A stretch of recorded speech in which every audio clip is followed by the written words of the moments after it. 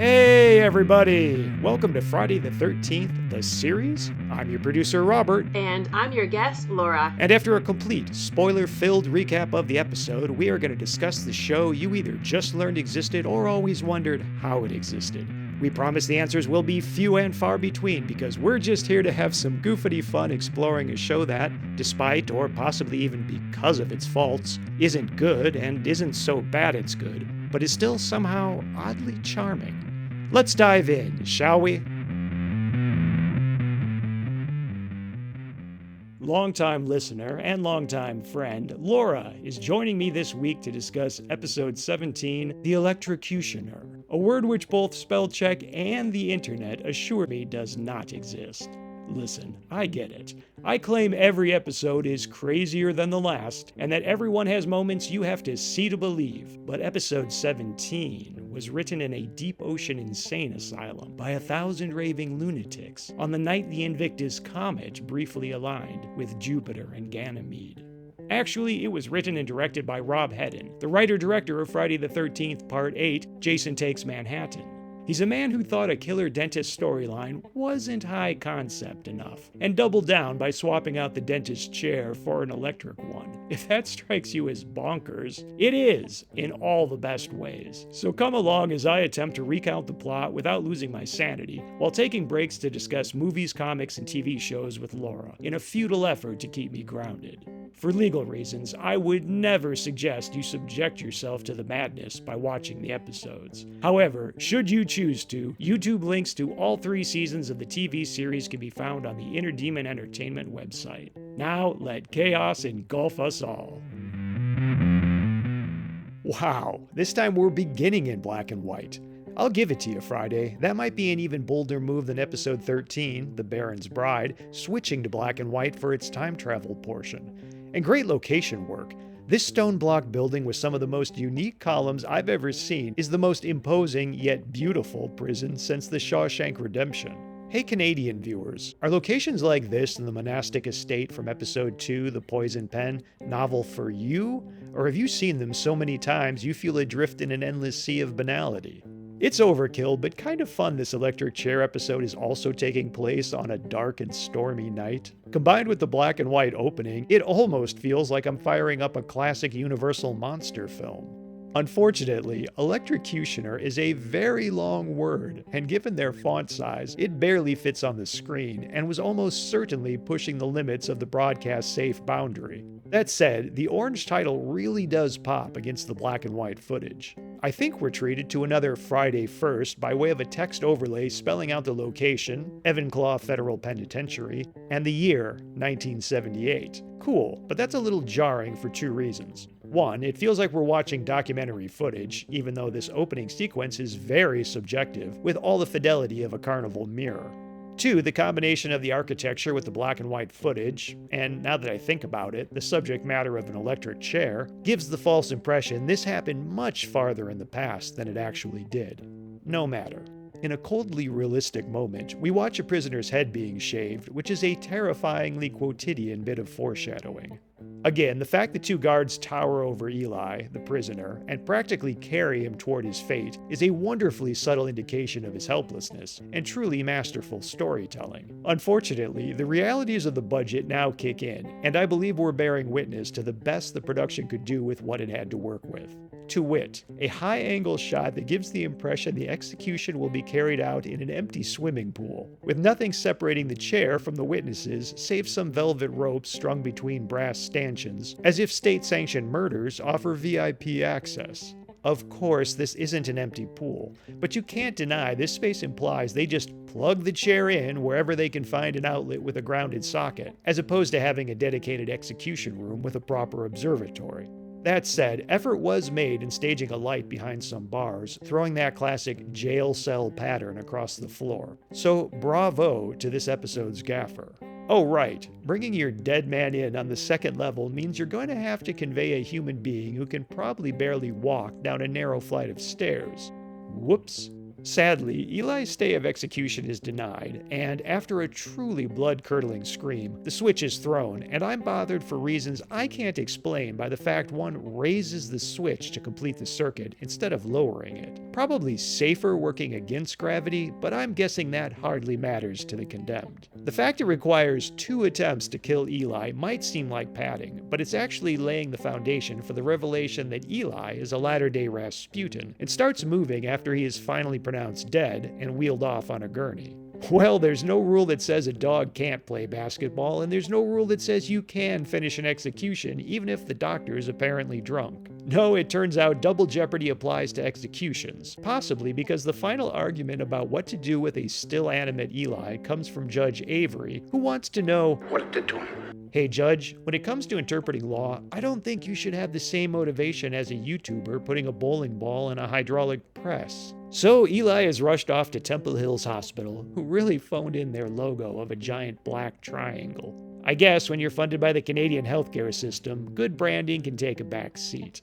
Eli is led out by 2 white-clad representatives of Temple Hills, who flank him like prison guards, which really confuses the viewer as to whether he's being taken to a hospital for his own good or shipped off to an insane asylum. Maybe a little of column A, a little of column B. We transition to color to discover Ryan the Lion has one of those 80s plasma balls that only ever existed in movies, science museums, and my bedroom. He's trying to get it to react to music, annoying Mickey in the process. She uses it as an opportunity to skewer his musical taste, and thankfully, it doesn't play as flirtatious. Maybe they're finally moving on from that uncomfortable premise and letting these 2 cousins just be cousins. My favorite moment of the episode, hands down, is when Ryan the Lion asks Cracker Jack Marshak if he can make the plasma ball work in time to the music, and Jack replies, Yes, of course. as nonchalantly as if Ryan had asked if they could order pizza for dinner. But no time, because Jack suspects Dr. Lindheim is an alias for an old customer who doesn't want to be found.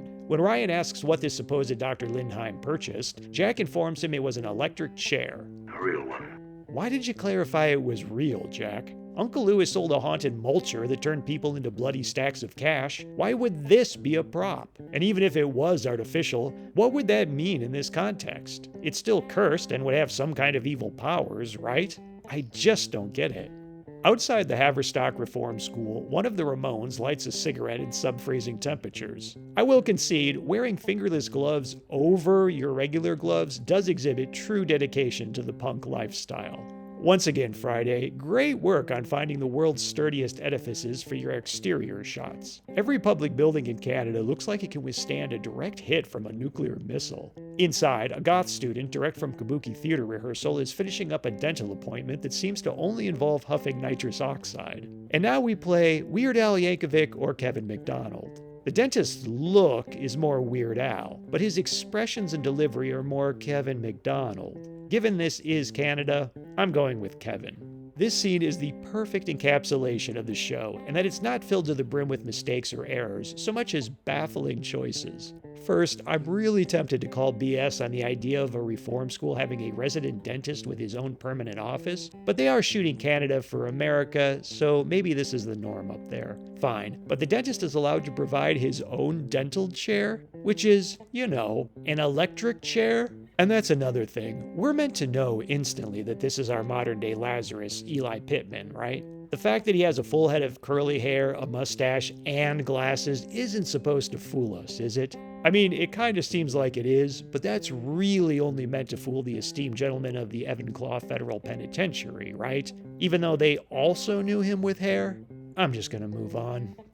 Dr. Lindheim, aka Eli Pittman, claims he doesn't like to cause pain, which may well be true, as we'll soon learn he was wrongfully convicted all those years ago, but we'll also, just as quickly, watch him murder multiple teenagers, including this very same affable goth. So I don't know what this line's deal is. And speaking of the goth, the rapport between her and Eli is phenomenal, even uncanny, for a young reform student and a geeky middle-aged dentist fueled by murderous revenge. Por ejemplo, when she very politely suggests upping his music game, he's surprisingly receptive, and I'm pretty sure later does. In a testament to Jennifer Cornish's performance, she actually sells the idea that her character is a freak and therefore enjoys other freaks. Case in point, when Eli delivers the line, Kids are filling with energy. like he's on nitrous oxide, she calls out how weird that is with Bizarre.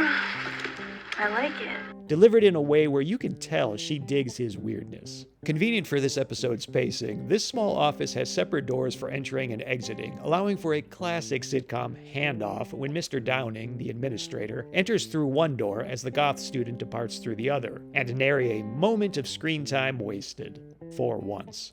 You know, Eli, even if the administrator is verbally genuflecting to your dental prowess, you probably shouldn't tell him, These kids, they give me just the kind of stimulation I need now. to quote Archer, "Hey, phrasing!" Okay, so, after buttering up Eli, Mr. Downing delivers the unfortunate news that the school has lost its funding. On my first pass, I had to believe this was news delivered to explain why an otherwise well-adjusted Eli suddenly snaps and goes on a killing spree. In that context, his creepily upbeat demeanor and even more alarming fraternizing with the students serves to position him at the starting line of a tragic character arc. But that's all cast asunder when we soon learn 1, he's been killing off members of the penitentiary for a while now, and 2, he kills these kids to achieve his awesome electrical powers. There's a sentence I never expected to write. It would be one thing if he targeted his rage at those responsible for his execution as a proxy for the bureaucrats currently shutting down the school, but again, also killing kids. The same kids he genuinely seems to enjoy helping. But really, does any of this make less sense than a dentist killing students with an electric chair that transfers their energy to him so he'll have the same powers as a Spider-Man villain? He's crazy and was wrongly accused, right? Shouldn't he be some kind of vigilante that meters out street justice, then uses the essence of the punished to get revenge? Why the whole dentist angle? Oh, and during this rant, I just realized he got his hands on the very same electric chair that was used on him. He wasn't cursed then, so what gives? Did Uncle Lewis demon up this curio himself? Did he do that with everything? Do you see what a metaphysical can of worms this chair is? None of that will be answered. Instead, once Eli is alone, we flash back to the prison sequence, but see the same events from more or less his point of view. I'm glad for the change of perspective, but what did that accomplish? Back in the present, Eli pulls the chair's headrest into view in the foreground as if it's a shocking revelation, and again I ask, what did that accomplish?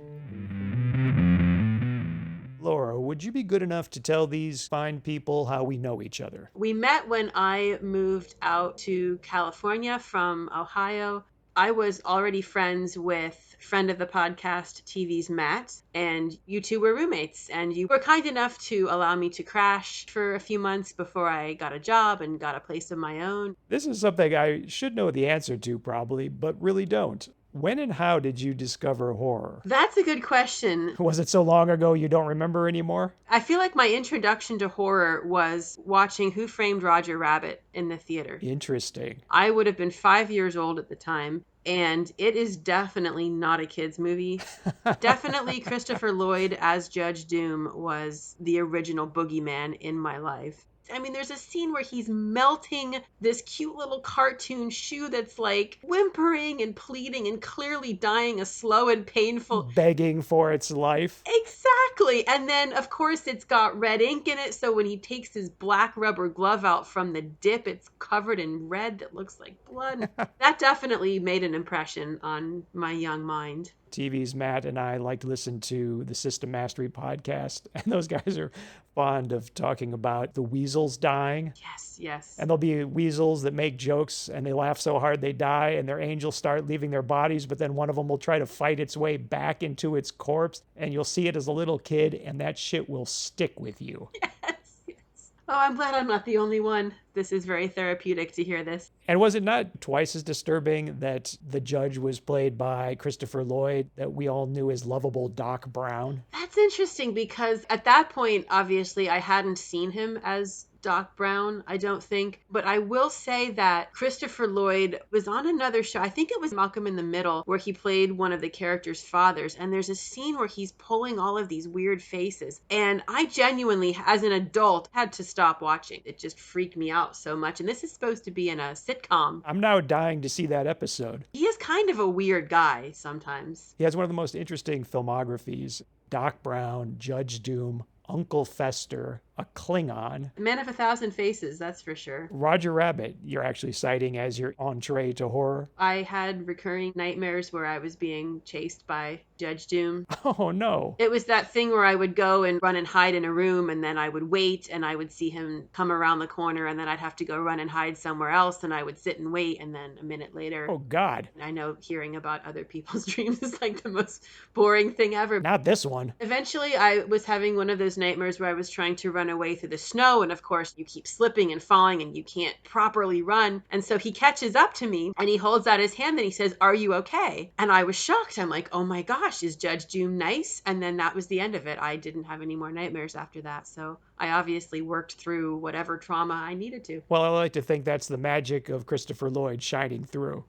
Just curious, was he more in cartoon form or human form? And did he have the red eyes when he was chasing you? Human form, definitely. He had the hat and the dark sunglasses on. Terrifying. The first in a long series of villains and men in black leather that appeared in my childhood. I was about to ask who else in the horror genre appears in black leather.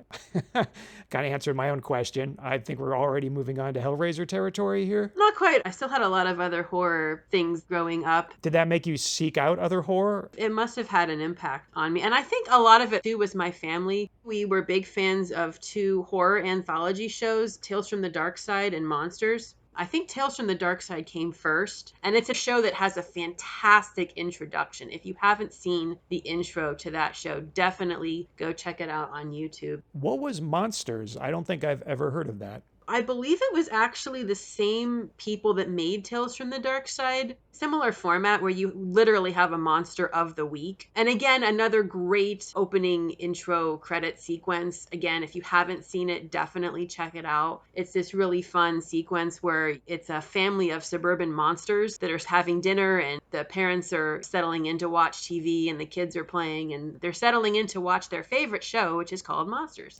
Just excellent special effects, a lot of physical effects, a lot of body horror and monsters and zombies, and really cool stuff. Out of Friday the 13th, the series, Monsters, and Tales from the Dark Side, which would you say was your favorite? I would have to say probably Tales from the Dark Side. Were your parents just as big into horror films, or was it mostly just television? I think it was just television. I don't think it was so much horror. I think it was just a fun show that we happened to like. Did they happen to just come on maybe before or after some other show you were already going to watch? I believe that they were back to back, so it was like a solid hour of television. It was a different time, kids. You couldn't pick everything you wanted to watch. Sometimes what you ended up watching was just whatever was on next. Yep. I mean, I still remember getting the weekly TV guide and going through it with a pencil and circling things that I would want to watch. Crazy times.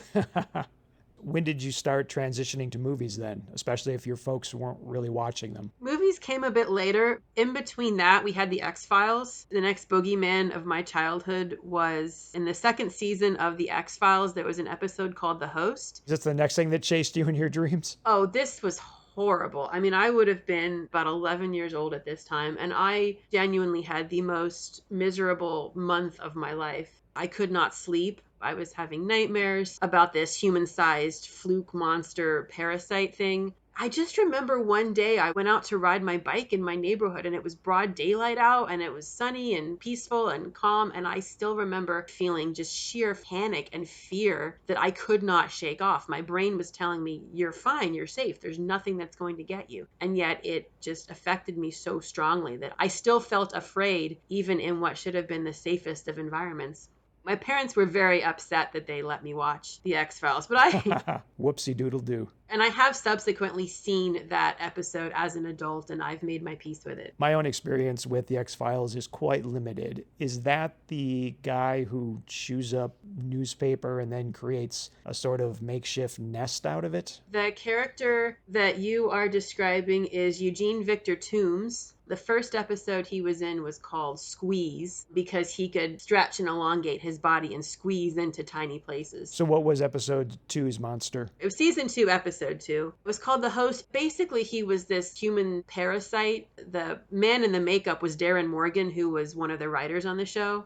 It's a really, really striking image. Had you been watching this show regularly up to this point, and this was just the straw that broke the camel's back? I think it was one of the first episodes. I don't remember watching the show from the very, very beginning, but it was definitely one of the most intense episodes up to that point. I think up to that point, it was more conspiracy theories and alien abductions and that kind of thing. They had some monsters of the week, but nothing quite that makeup intensive and just that frightening. There was not an episode after that affected me in the same way. We're in the mid to late 90s at this point, and you still weren't really watching horror movies? I think the horror movies came later, sort of more when I was a mid-teenager. In high school, I would go to video stores and just walking down the aisles of Blockbuster Video and Hollywood Video. I know it seems like an age ago. Take me back, Laura. I'm sorry to jump back into childhood television, but of course, Doctor Who. Famously, children would be so terrified by the show they would watch from behind the sofa. And there were so many great villains and monsters in that show that I just felt that I was very drawn to. Characters like the Shadow and Scaroth and Sutek. Their names all began with S for some reason.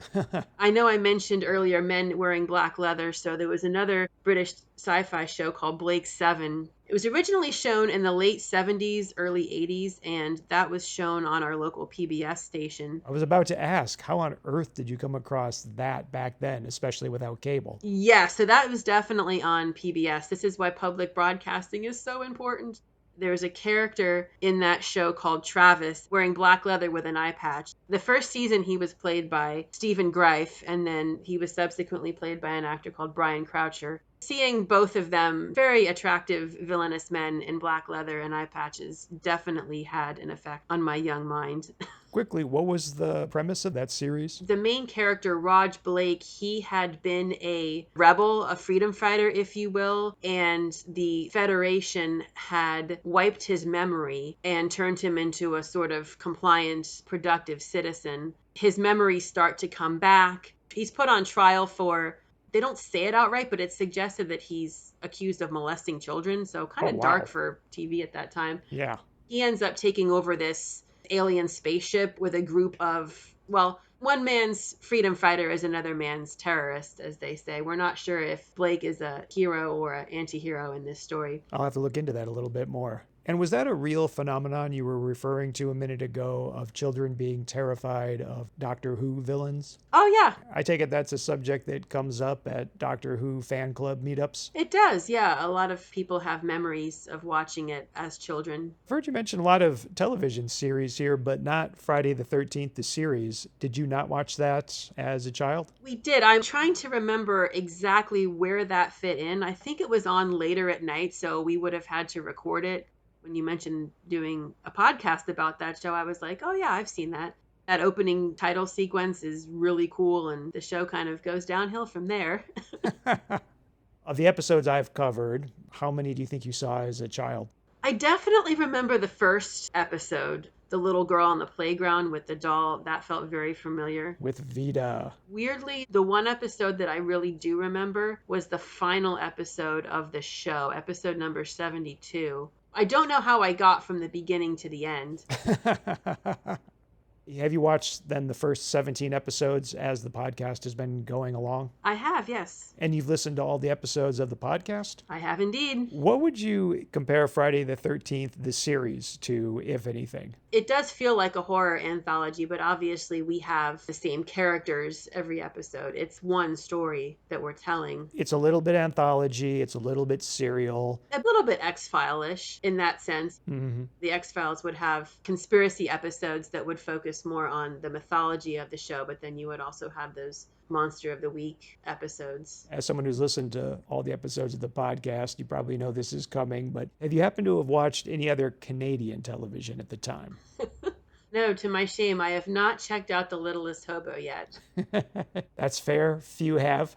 I keep drawing connections, one, because so many of the cast members were on both series, but also because there's just something about both the production level and the irreverence for adhering to logical plots that I find endearing. I can see that. Something about the way both shows are put together that isn't quite what I would expect from even American television at that time.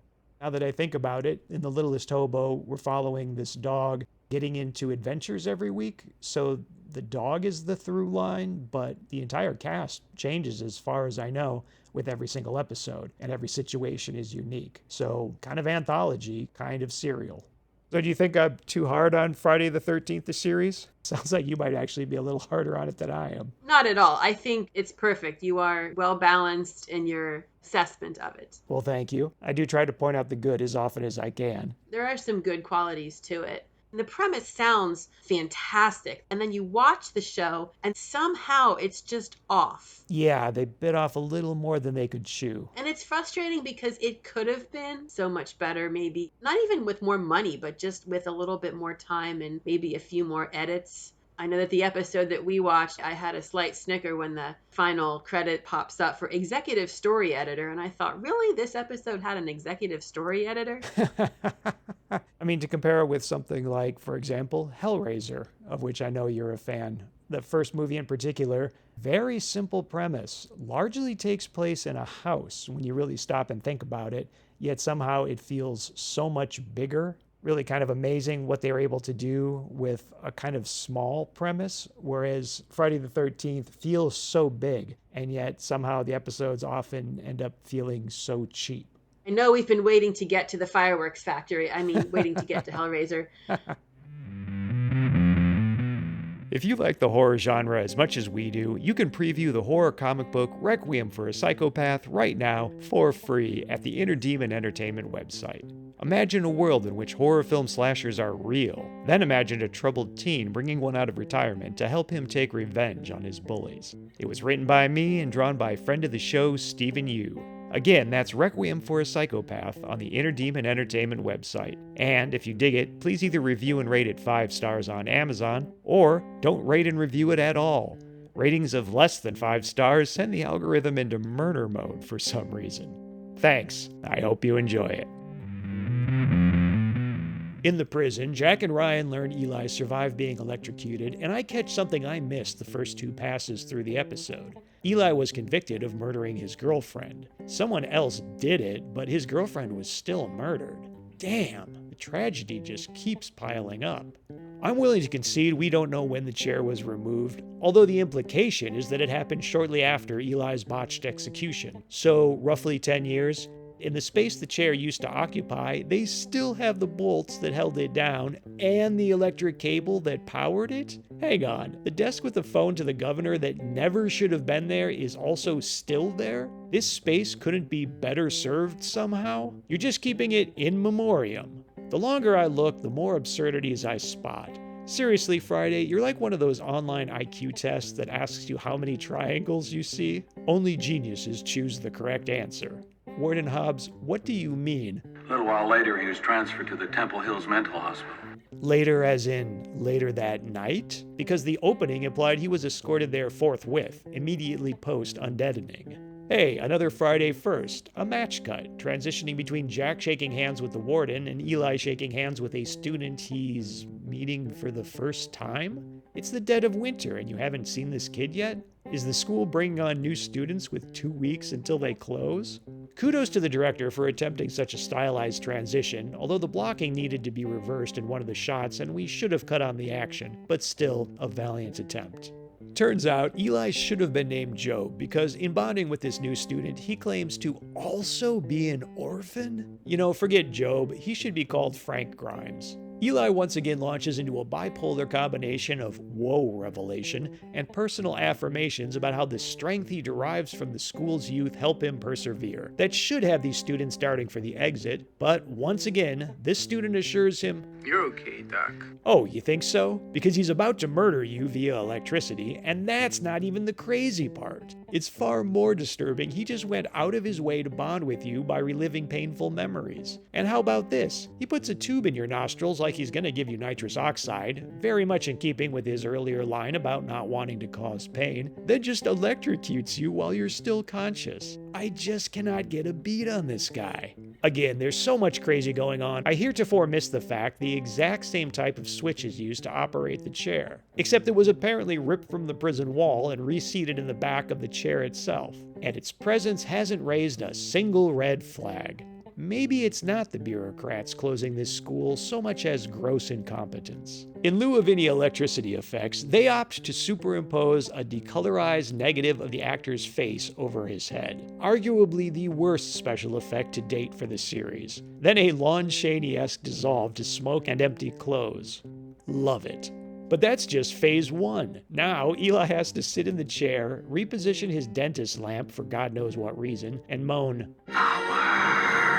while we're subjected to a slow-motion dolly zoom that lasts way too long. I can't tell you how many times I thought they would cut away from this scene, and when they finally do, they don't. They dissolve to an establishing shot of an office building, which is a decision I cannot second. That said, the building they dissolve to is peak 80s, as if OCP operates out of the top floor. So again, I tip my hat to the location scout. It's inside the office building that things get wonky. In many ways, of course, but I'm still talking about the location and production design. A former district attorney is burning the midnight oil in a room that would be completely dark, save 2 meager lamps. Great, very atmospheric. Then Eli pokes his head in, no idea how he got past security, and he's clearly being blasted by a production light that's throwing the shadow of his small scales of justice against the wall. The beige wall, which, along with the white door, give a very different vibe than the dark corner the former attorney is occupying. Unrelated, a portrait of this former attorney from Picasso's Blue period is partially visible through the doorway, creating the unnerving sense the portrait is staring directly down the lens with its one visible eye. Given this is happening just over Eli's shoulder, it's very distracting and robs the moment and Eli of our emotional reaction. Until now, I've really been digging the stylized camera work in the flashbacks, both the objective and subjective versions. However, we now get a Dutch angle shot of the clock reaching midnight, with silhouettes of the guards leading Eli to the chair thrown against the wall, and a superimposed close-up of Eli's face just floating in the air, positioned as if he's looking at the clock as he proclaims his innocence, and the scene cracks like the Titanic. By comparison, the best example I can cite is the In Memoriam segment during the Desi Awards in Arrested Development, in which Ramon Villalobos is seen in close-up, smiling, and then that exact same image is superimposed in a small oval next to the larger one. Long story short, from Eli's warped perspective, this dude wronged him, and when he asks Eli to leave, Eli does, then takes off his surgical glove, creepy, and grabs the doorknob, blasting it with electricity, and giving the former attorney possibly the worst office carpet shock in human history. Interesting note, this time they sprung for some electricity effects. Hey Friday, if your wallet is already open, why not use them every time they're necessary, like those murdering scenes? Well, ex-attorney is dead, and I'm once again forced to ask the same question as always. How is this functionally different than using a gun? A coroner would rule it an accident, or maybe even just a heart attack, you say? Fair point. But in rebuttal, I would respectfully point out that, in order to use the chair, he's killing students in his own school during scheduled dental appointments. Using the chair is the double impact of murder. It creates twice the van damage. During my college years, that's definitely when I started to watch more horror movies. Things like the Hellraiser movies, all of the Friday the 13th movies, and Halloween, and Nightmare on Elm Street. I went to the very first Monster Mania convention in Cherry Hill, New Jersey in 2003. The first one there, or the first one, period? Period. It was run by a guy named Dave Hagen. He wanted to set up a horror convention, and it was a lot of work. And he just about lost his mind that weekend. Yes, let's put on a convention. Famous last words. It's actually still going. I believe it's now a twice-a-year horror convention. That's over 20 years. Doug Bradley was there, and that was the first time I met him. Had you already seen Hellraiser when you met him? I'd seen probably the first 3. Weirdly enough, I think I saw them out of order. I don't know why, but I definitely did not see the first Hellraiser first. I think Hellraiser 3 was the first one that I saw. Weirdly enough, I mean, it kind of works because it's the one that goes into Pinhead's backstory as a human being. Not just Hellraiser, but Friday the 13th, Nightmare on Elm Street. Had you decided this is something I'm interested in, I'm going to try to methodically go through these one by one? Exactly. I felt like these franchises should be part of my horror education. I was interested in the movies. I was enjoying watching them. I wasn't just doing it out of any sense of duty, although that was kind of part of it. That's pretty much how I approached Friday the 13th, by which I mean the movies. Watch the evolution occur. Exactly. And I really like what you said about that first Hellraiser film starting out small. It was based on the novella, The Hellbound Heart. I think it was the first time that Clive Barker really had control over his own work. I know that there had been adaptations of his work previous to that he was not happy with. What were those? There was a movie called Rawhead Rex that was based on one of his stories. I think that was just treated so badly that it kind of inspired him to take more control. And it panned out. I'll give him that. Oh, definitely. And then, of course, what's great about these horror franchises is that, like you say, they start out small. And then, of course, as you go on, the natural progression is to explain the mythology more and more and to make them bigger and bigger. Even with the Friday the 13th movies, famously, it wasn't even Jason in the first film, it was his mother. Betsy Palmer was also at that very first Monster Mania convention. So I met her when I told my mom, oh, Betsy Palmer's going to be there. And she's like, really? The game show personality? I was shocked that my mom knew who she was. That blew my young mind. I'm like, oh my gosh, adults know things. And of course, she had nothing to do with the world of horror. Right. She only took the job in that film famously because she needed to buy a new car. And the fee that they were paying her was the same amount as the car that she wanted to buy. Exactly. Yeah, when you're a kid and you're like, oh, wow, there's a whole world outside things I know. Yes. The world is far bigger and more complicated and connected than I ever suspected. Exactly. You're also into the Saw franchise. Oh, I love the Saw films. And again, it's interesting when you mentioned how Friday the 13th, the series, has such a big premise that doesn't deliver, whereas Hellraiser is smaller but yet feels big. And I think that's one of the things that I love about certainly the original Saw film, the makers of that. They realized that so many independent filmmakers get stuck where they have a script that they want to make, but they don't know how to do it. They can't get the money for it. They can't figure out how to make it. Whereas they kind of went the other way and they said, well, what would be the easiest story to tell? And of course, the easiest story to tell would be 2 guys in a room. They wake up in a room and they're chained to the pipes and go. It's a bit of the Robert Rodriguez, what do I have? Okay, well, that's what I'm going to make my movie about. Another reason why I'm so fond of the Saw films is because I have that memory of sitting at the kitchen table with my mom. I just remember her telling me, oh yeah, there's this new horror movie out and this idea is that the serial killer, he gets his victims to kill themselves. And I was like, oh yeah, that sounds really cool. I'll have to check it out. I find it interesting too that the series does have a villain that's recurring through at least most of them. But then it also, in terms of branding, has this imagery of the doll. The puppet's name is Billy, and we do learn in, oh, I hope I get this right. Oh, which movie? I should know this. I believe it's in Saw 4. We learn, believe it or not, it's actually based on a puppet that he had, I think, made for his potential son. Who the heck in their right minds would give this toy to a child? Yeah, Billy suffers from Annabelle syndrome. Mission accomplished. You've creeped out us, the audience, but you've strained verisimilitude in terms of who would give this doll to a child. They had planned to have their child during the Chinese Year of the Pig. And so that's why he wears the pig mask in the movies. Was his wife Chinese? Why were they basing anything on the Chinese calendar? That's a good question. I think it was just, I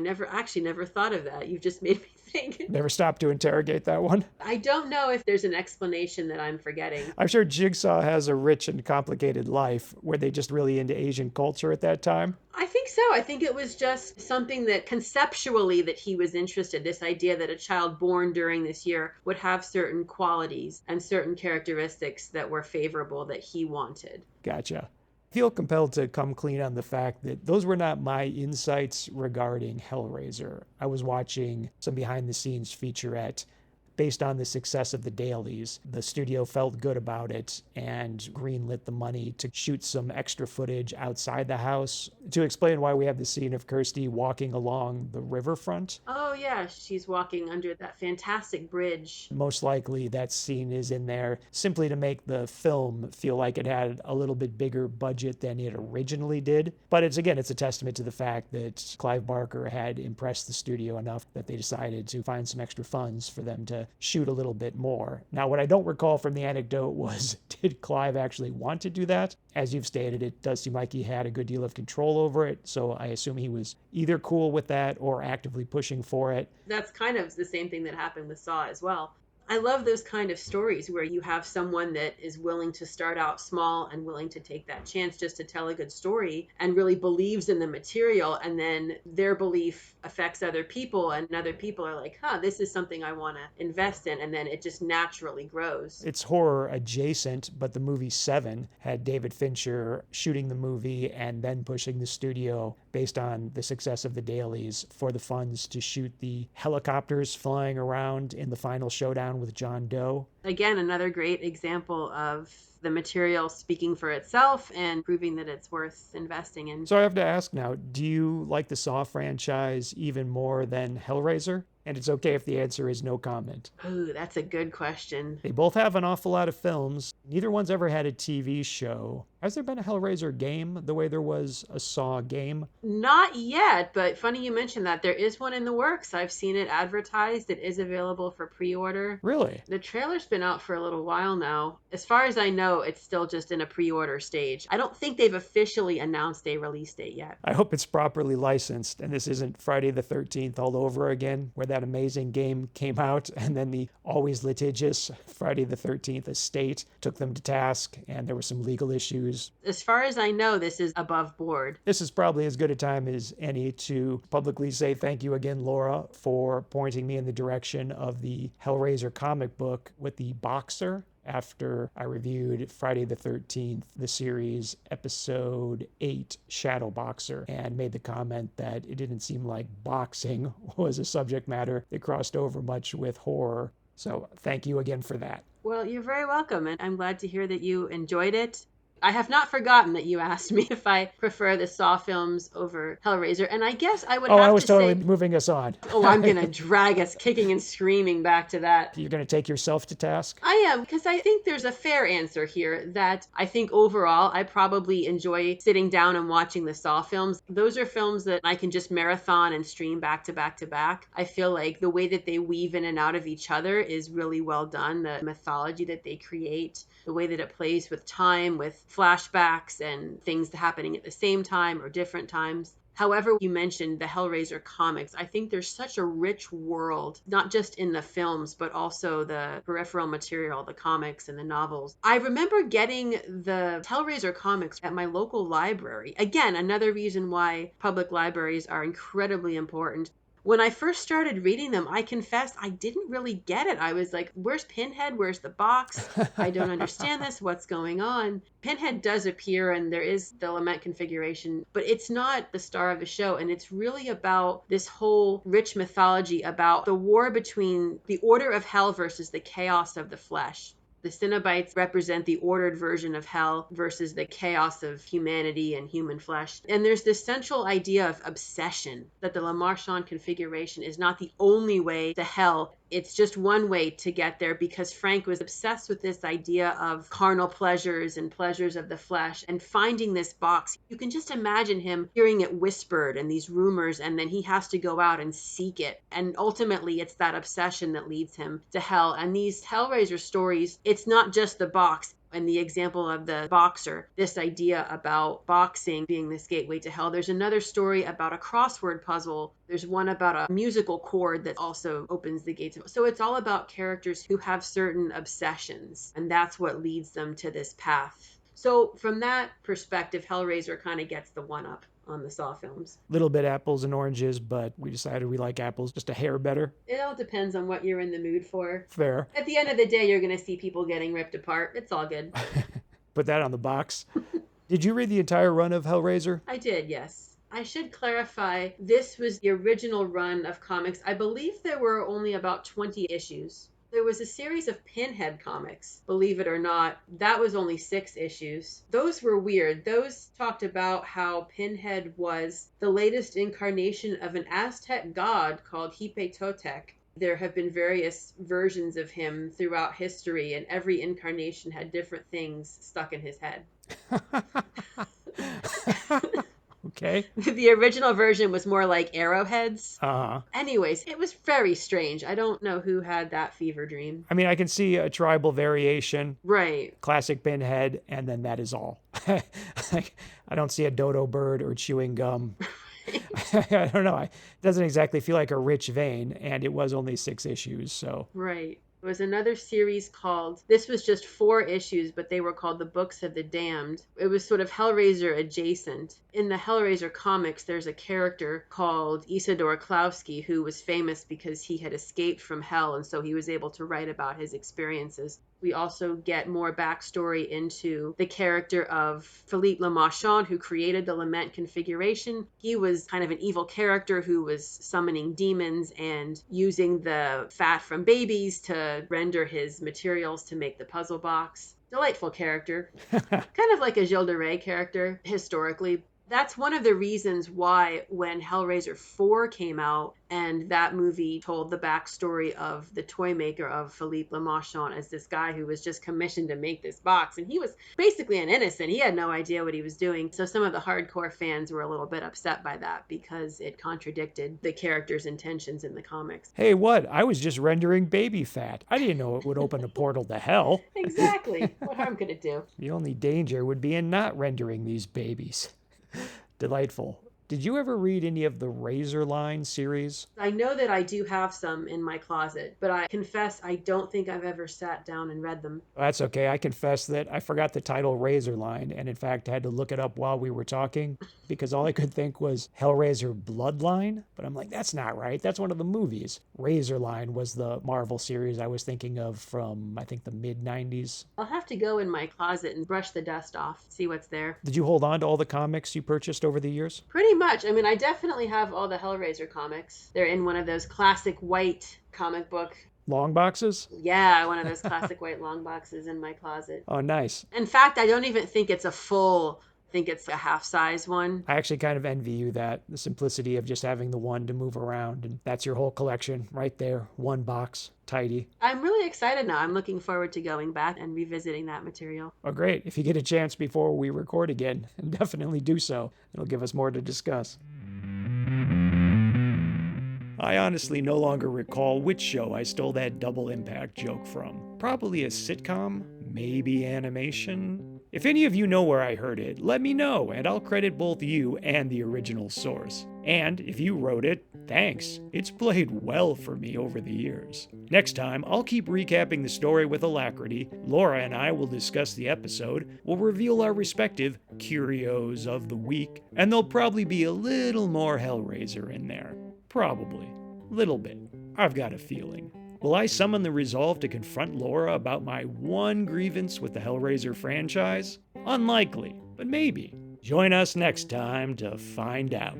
Thanks for listening, everyone. We know you have a lot of options when choosing a Friday the 13th the Series podcast, and we sincerely thank you for choosing ours. Special thanks to Joshua Romeo for original music and to Stephen Yu for original art. And be sure to check out the Joe on Joe podcast, the only podcast where Joe Schlepsky discusses G.I. Joe. If you want to support our show, you can leave a review and rate us 5 stars on Apple Podcasts. If you want an occasional update on our projects, you can sign up for our newsletter at the Inner Demon Entertainment website. And if you want to complain about social media with us on social media, you can find links on our website. And always remember what Carl said to Frylock. It don't matter. None of this matters. Good night, everybody.